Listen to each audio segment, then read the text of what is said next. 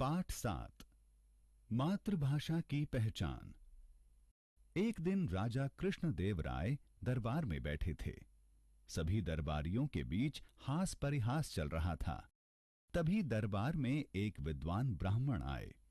उन्होंने महाराज को अपना परिचय दिया और कहा, राजन, सुना है आपके दरबार में एक से बढ़कर एक योग्य और विद्वान दरबारी हैं।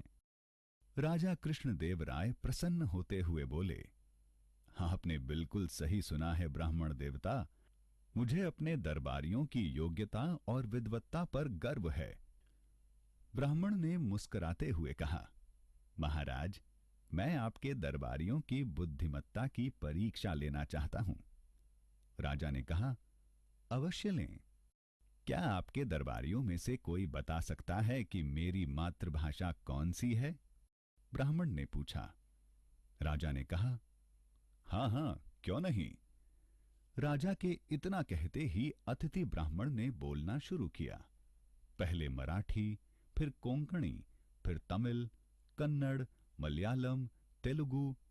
सभी दरबारी अचंभित थे। वे जिस भाषा में बोलते, लगता था कि वही उनकी मातृभाषा है, क्योंकि प्रत्येक भाषा के वे पूर्ण ज्ञाता थे। किसी की भी समझ में नहीं आया कि उनकी मातृभाषा कौन सी है। राजा कृष्णदेव राय ने प्रश्नवाचक मुद्रा में तेनाली रामन की ओर देखा।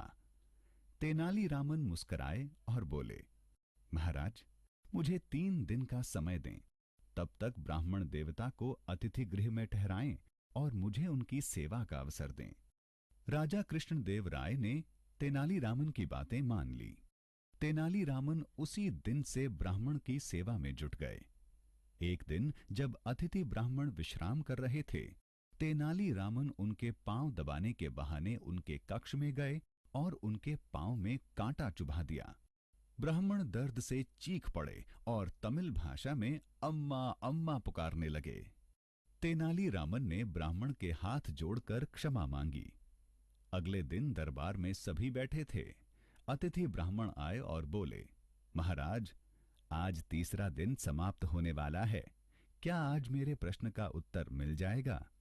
महाराज ने तेनाली रामन की ओर देखा। तेनाली रामन हाथ जोड़कर बोले, महाराज, इनकी मातृभाषा तमिल है। राजा कृष्णदेव राय कुछ बोलते, इससे पहले ही विद्वान ब्राह्मण बोल उठे, वाह वाह, तेनाली रामन, मान गया आपको। किंतु आप बताएंगे कि आपने यह कैसे जाना? तेनाली रामन ने विनम्रता पूर्वक कहा, हे अतिथि ब्राह्मण, कल विश्राम करते समय जब आपको कांटा चुभा था, तब आपने तमिल भाषा में ही अम्मा अम्मा पुकारा था।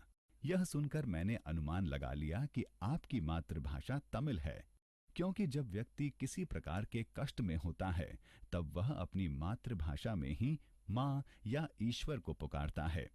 मुझे क्षमा कर दीजिए, यह जानने के लिए मुझे आपको कांटा चुभाना पड़ा। ब्राह्मण तेनाली रामन को गले लगाते हुए बोले, आप धन्य हैं तेनाली रामन। आप वास्तव में कृष्णदेव राय के दरबार के बेशकीमती रत्न हैं। फिर राजा कृष्णदेव राय को संबोधित करते हुए बोले, महाराज, मैं तेनाली रामन के उत्तर से संतुष्ट हूं। अतिथि ब्राह्मण के मुख से यह बात सुनकर राजा अत्यंत प्रसन्न हुए। उन्होंने अपने गले की मोतियों की माला तेनाली रामन को पहना दी।